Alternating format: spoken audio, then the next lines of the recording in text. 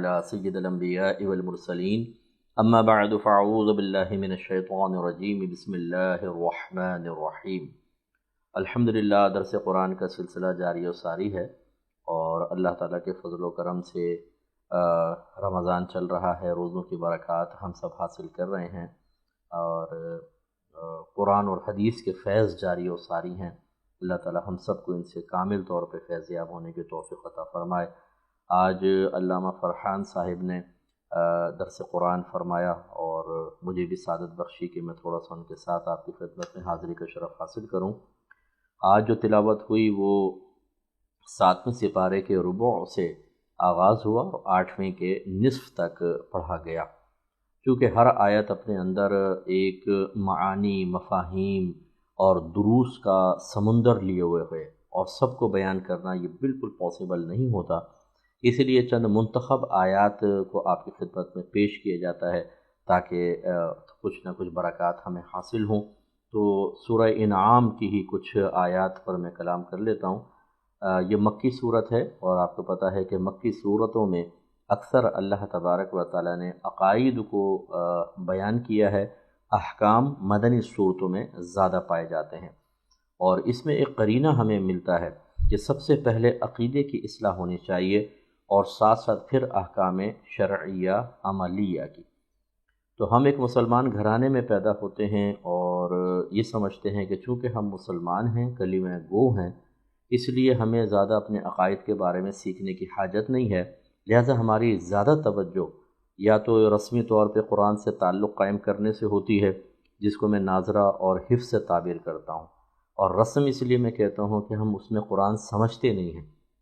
ایک حافظ قرآن پورا قرآن ختم کر لے اور آپ کہیں اس آیت کا مطلب ہی بتا دو کیا ہے تو اس کو ترجمہ کرنا بھی نہیں آتا، چہ جائے کہ وہ اس کے مضامین پر اطلاع پا کر اپنے ظاہر و باطن میں انقلابی تبدیلی پیدا کرے، اور ناظرے والا تو بیچارہ بالکل ہی کچھ نہیں کر پاتا۔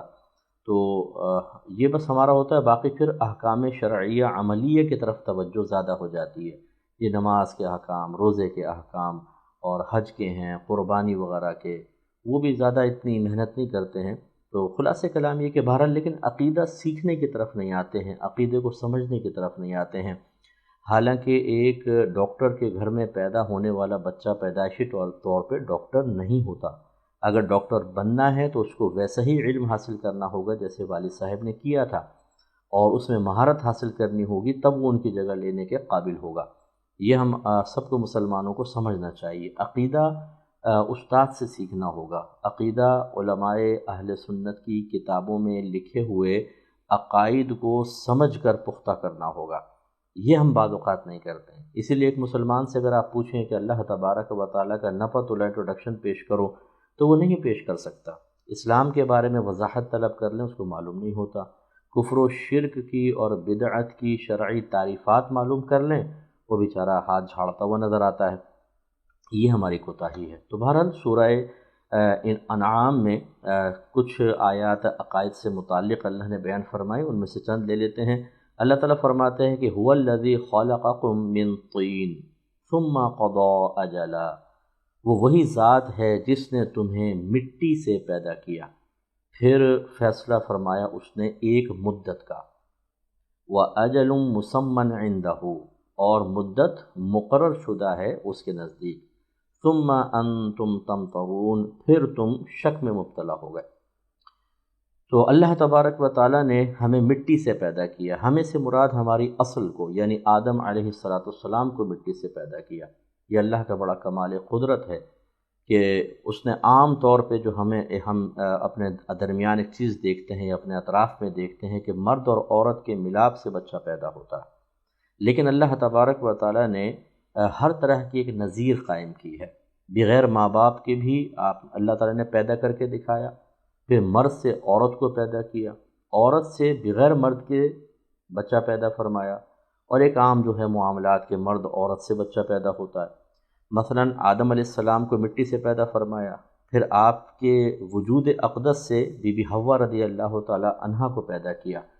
اس کی کیفیت کیا تھی اللہ بہتر جانتا ہے، لیکن نبی کریم صلی اللہ علیہ وسلم نے ارشاد فرمایا کہ اللہ تعالیٰ نے حوا کو آدم علیہ السلام کی ٹیڑھی پسلی سے پیدا کیا، اور بی بی مریم رضی اللہ تعالی عنہا کے ہاں حضرت عیسیٰ علیہ السلام کی ولادت بغیر والد کے ہوئی، اور عام طور پر میاں بیوی کے تعلق سے بچہ پیدا ہوتا ہے۔ گویا کہ اللہ تبارک و تعالیٰ نے ایک عادت تو مقرر فرمائی، لیکن مختلف امثلہ قائم کر کے یہ بھی ثابت فرما دیا کہ اللہ تعالیٰ کوئی اس کا محتاج نہیں ہے کہ مرد عورت ہوں گے تبھی بچہ پیدا ہوگا، وہ چاہے تو بغیر مرد و عورت کے بھی کسی کو پیدا کر سکتا ہے۔ اور پھر مٹی سے پیدا کرنا، اللہ تعالیٰ نے حکم فرمایا، فرشتوں نے مختلف پوری دنیا سے مٹی جمع کی، اسے گوندا کیا، اسے پتلا بنایا گیا، اور اللہ تعالیٰ نے اپنے قدرت سے اس میں روح پھونکی اور وہ آدم علیہ السلام بن گئے۔ اب کہاں مٹی، کہاں ایک گوشت پوشت کا جیتا جاگتا انسان، جس میں آنکھیں بھی، کان بھی، ناک بھی، دانت بھی، ناخن بھی، اور گردے، پھیپڑے، جگر، تلی، دل، اور اس کے علاوہ پھر کھال اور چربی، کیسے بنا ہوگا آپ اندازہ کریں۔ اور پھر خوبصورت وجود اللہ تبارک و تعالیٰ نے بنایا، مٹی سے پیدا فرما دیا۔ تو اپنے رب کے کمال قدرت کو سمجھیں۔ اس کا فائدہ کیا ہوگا کہ جب ہم اللہ کے کمال قدرت پر نگاہ رکھتے ہیں تو پھر ہم کسی بھی معاملے میں مایوس نہیں ہوں گے۔ جیسے ہماری بہنیں اکثر جب کرائسس میں مبتلا ہوتی ہیں اور بظاہر دنیاوی لحاظ سے ان پریشانیوں کو دور کرنے کا کوئی وسیلہ نہیں پاتی ہیں، تو ان کے چھوٹے سے ذہن میں یہ بات آتی ہے کہ اللہ تعالیٰ کیسے اس کو دور کر سکتا ہے۔ تو بعض اوقات تو مایوسی ہو جاتی ہے اللہ تعالیٰ کی بارگاہ سے کہ نہیں، اللہ بھی دور نہیں کر سکتا۔ تو یہ مطلب وہی لوگ ہوتے ہیں، وہی مسلمان ہیں جنہوں نے اللہ تبارک و تعالیٰ کی قدرت کے کمال پر مسلسل غور و تفکر کی سعادت حاصل نہیں کی ہوتی۔ زمین و آسمان کو ہی دیکھ لیں آپ، کیسے سیارے کھڑے ہوئے ہیں اپنی جگہ پر، اور ان کے اندر کیسے کیسے تغیرات۔ ہماری زمین تو 13,000 کلومیٹر پر مشتمل ہے، اور سورج تقریباً 14 لاکھ کلومیٹر پر۔ اب زمین سے کتنا بڑا ہے آپ اندازہ کریں، اور اس سورج سے بھی کئی گنا بڑے سیارے، کئی ارب کلومیٹر ان کا ڈائیمیٹر ہے۔ آپ اندازہ کریں کتنے بڑے بڑے سیارے، اور وہ سب اللہ کے تابع ہیں، ان کا نظام اللہ تعالیٰ چلا رہا ہے۔ پوری مخلوق کو اللہ تعالیٰ رزق عطا فرماتا ہے۔ یہ تمام چیزیں اگر ہم غور و تفکر کریں تو اپنی پریشانیوں تو ہمیں بالکل آٹے میں نمک کے برابر لگیں گی کہ یہ تو اللہ کے لیے کوئی مسئلہ ہی نہیں ہے۔ جب یہ ہمارا ذہن بن جائے گا تو کبھی بھی اللہ تعالیٰ سے مایوسی نہیں ہوگی، اور پھر ہم کبھی بھی ان ڈبے پیروں کے پاس اور جعلی قسم کے عاملوں کے پاس اور جادوگروں کے پاس جا کر اپنی آخرت کو اور اپنی عزتوں کو داؤ پہ نہیں لگائیں گے، کہ جو بڑے بڑے دعوے کر کے کہ معاذ اللہ ثم معاذ اللہ، اللہ چاہے نہ چاہے، یہ چاہے تو سب ہو سکتا ہے، ایسی یعنی بیوقوفوں والی باتیں کرتے ہیں، اور ہمارا ضعیف الاعتقاد مسلمان ان کے ہاتھوں کھلونا بن جاتا ہے۔ تو اللہ تعالیٰ نے مٹی سے پیدا فرمایا، ثم قضا اجلا، پھر اس نے ایک مدت کا فیصلہ فرمایا۔ مدت کا یعنی ہماری مدت کا، دنیا کی مدت کا، آخرت میں جانے کا، بہت سارے اس کے مفاہیم ہو سکتے ہیں۔ تو اللہ تعالیٰ نے اس پوری کائنات کو ایک مدت کے لیے پیدا فرمایا، پھر قیامت قائم ہوگی، سب ختم ہو جائے گا، سب میدان محشر میں جمع ہوں گے، حساب و کتاب، اور پھر جنت اور دوزخ میں چلے جائیں گے۔ اسی طریقے سے اگر نفس انسان کو دیکھا جائے تو ہماری بھی مدت مقرر ہوتی ہے۔ میرے آقا صلی اللہ علیہ وسلم نے ارشاد فرمایا کہ میری امت کی عمر 60 سے 70 سال کے درمیان ہوگی، یعنی اوسط عمر اکثر 60 سے 70 سال کے درمیان ہوں گے۔ تو یہ ایک مدت مقرر ہے، میری بھی ایک عمر کی ایک حد ہے، آپ کی بھی ہے، لیکن یہ اللہ نے اپنے فضل و کرم سے اس کی حد کو مخفی رکھا ہے، کیونکہ اگر وہ ہم پر ظاہر ہو جائے تو پھر بہت خرابیاں پیدا ہوں گی۔ ایک نبی تھے، ان کے پاس ان کا ایک امتی آیا، کہنے لگا کہ میں شیطان کو دیکھنا چاہتا ہوں۔ آپ نے منع فرمایا کہ دیکھ، اللہ تبارک و تعالیٰ نے اپنی حکمت بالغہ سے جن چیزوں کو پوشیدہ رکھا ان کو ظاہر کرنے کی کوشش نہ کر، لیکن اس کا اصرار بڑھا تو آپ نے اللہ کی بارگاہ میں دعا کر دی، اللہ تعالیٰ اس کو شیطان کو دکھا دے۔ تو اس نے شیطان کو دیکھ لیا، شیطان سامنے آ گیا، تو اس نے ڈنڈا اٹھایا تاکہ مارے۔ شیطان نے اس کو اٹھا کے زمین پر پٹک دیا اور کہا کہ اگر تیری عمر 20 سال نہ ہوتی نا تجھے ابھی ہلاک کر دیتا۔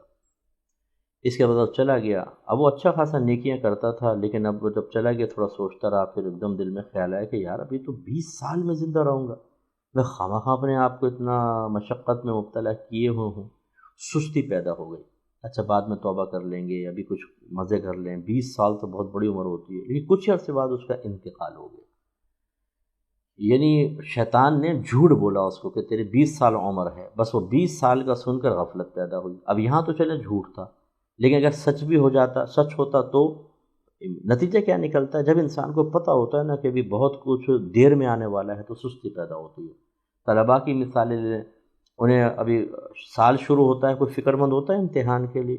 یہ تو بہت دور ہے، پھر وہ جب قریب آتے جاتے ہیں پھر بھی بہت دور ہے، بہت دور ہے، پھر ایک دم اچانک ایک مہینہ رہ جاتا ہے تو پھر ہاتھ پاؤں پھول جاتے ہیں اور پھر وہ بھاگتے ہیں محنت کرنے کی طرف، لیکن پھر موقع نہیں ملتا۔ تو یہ اللہ کی بڑی حکمت بالغہ ہے، لیکن مدت ضرور مقرر ہے۔ ثم انتم تمترون وهو اللہ فی السماوات وفی الارض، وہی اللہ ہے جو آسمانوں میں اور زمین میں ہے، یعنی اس کی قدرت، اس کا علم آسمانوں اور زمین کا احاطہ کیے ہوئے ہے۔ علم کے اعتبار سے زمین و آسمان کا احاطہ کرنے کا مطلب وہ ہر چیز کو جانتا ہے، اس کے ماضی کو، اس کے حال کو، اس کے مستقبل کو، ان میں کیا تغیر و تبدل پیدا ہونے والا ہے، سب اللہ تعالیٰ کو پہلے سے معلوم۔ اتنا زبردست اس کا وسیع علم ہے۔ اور قدرت کے اعتبار سے کہ وہ ہر چیز میں تصرف کی طاقت رکھتا ہے، جس کو چاہے زندہ کرے، جس کو چاہے مارے، جس کو چاہے بیمار کرے، جس کو چاہے صحت دے، جس کو عزت دے، جس کو چاہے ذلیل کر دے، یہ اللہ کے دستے قدرت میں ہے۔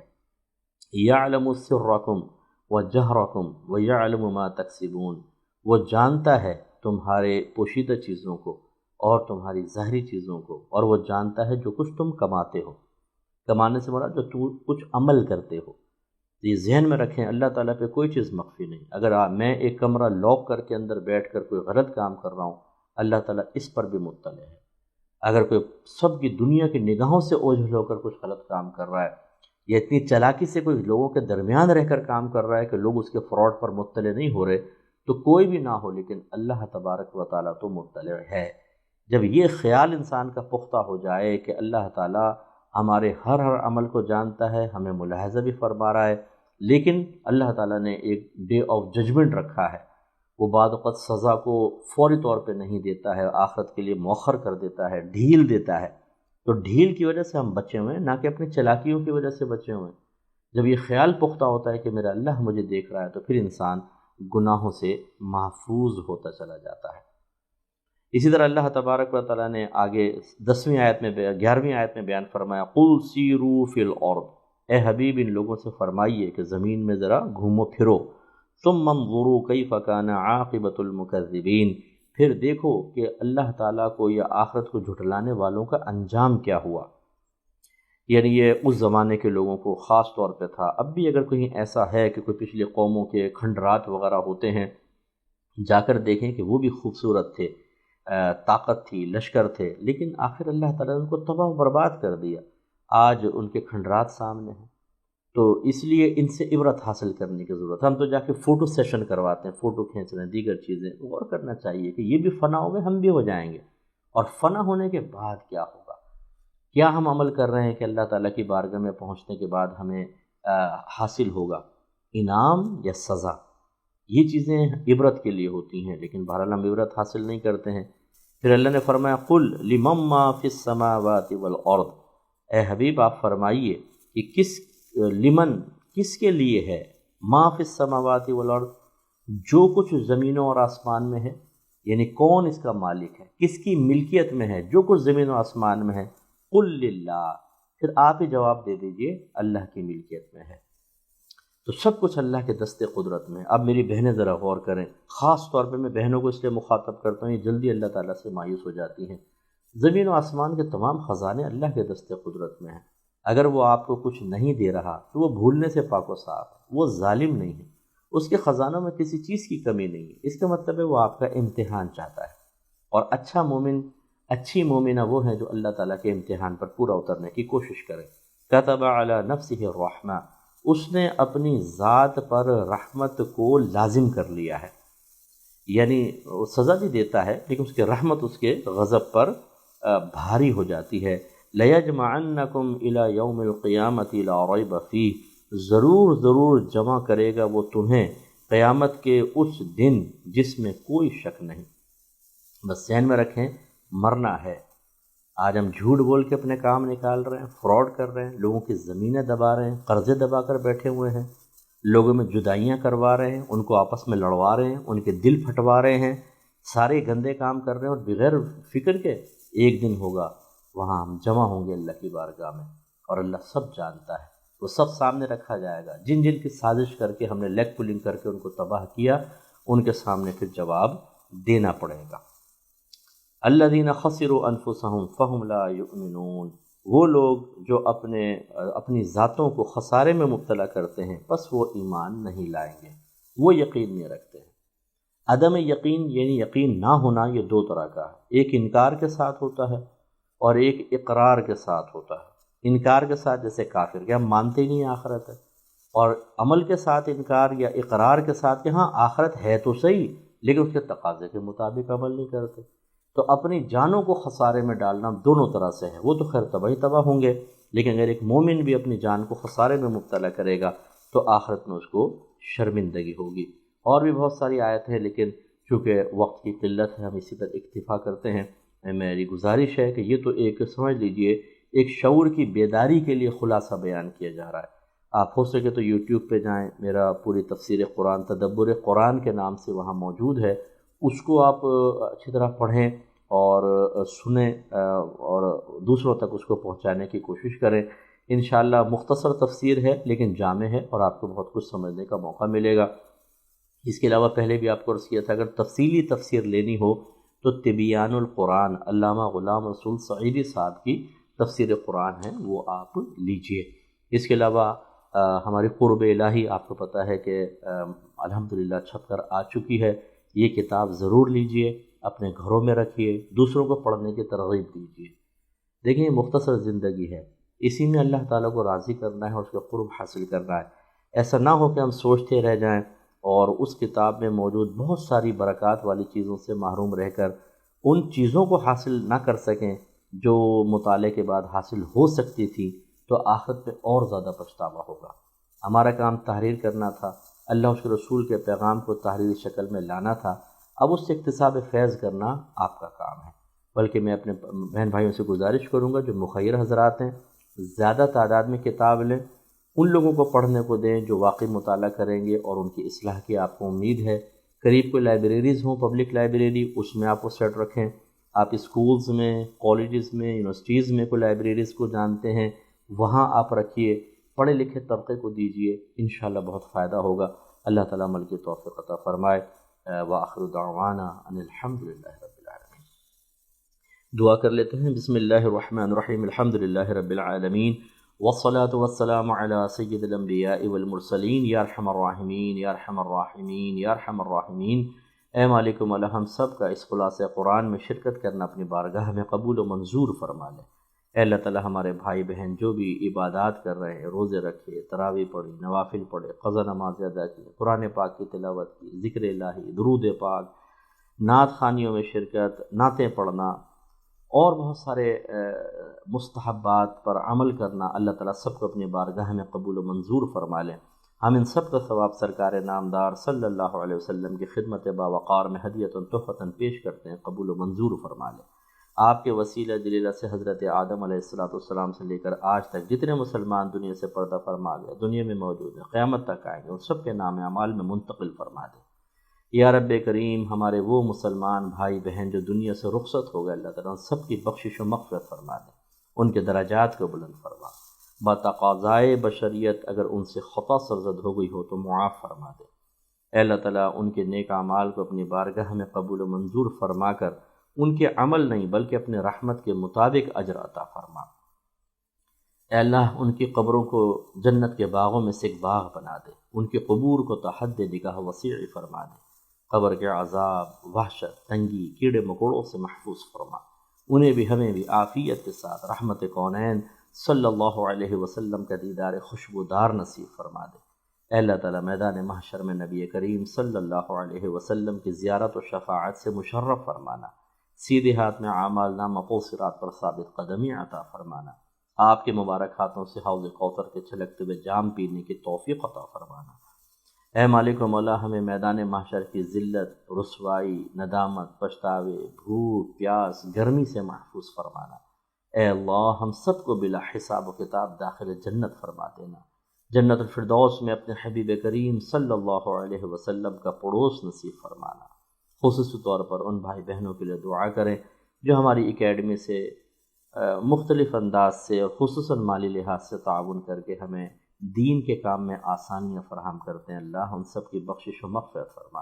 ان کے درجات کو بلند فرما، ان کی اولاد کو ان کا فرما بردار بنا، ہمیشہ زوال عزت سے محفوظ فرما، ان کے تمام جائز دعائیں اپنی بارگاہ میں قبول و منظور فرما لے، تمام جائز تمنائیں پوری فرما دے، ہر جائز مقصد میں عافیت کے ساتھ کامیابی عطا فرما۔